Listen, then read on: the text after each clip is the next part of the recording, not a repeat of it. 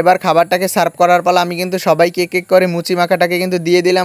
আজকে খাবো মজাদার কলার মুচি মাখা। এর জন্য আমি 3টা কলার মুচিকে আগে থেকে এনে রেখেছিলাম এবং সেটাকে কিন্তু কাটাকাটি শুরু করলাম।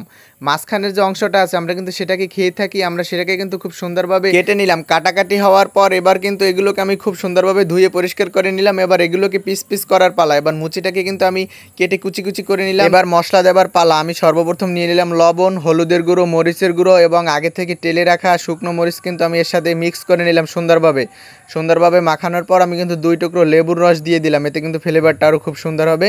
লেবুর রস দেওয়া শেষ হয়ে গেল। আমি আগে থেকে তেঁতুল রেখেছিলাম ভিজিয়ে, সেটাকে কিন্তু এর সাথে খুব সুন্দরভাবে মিক্স করে দিলাম। আসলে খুব সুন্দরভাবে পেস্ট বানানো হয়ে গেল পর একটু সরিষার তেল দিয়ে দিলাম।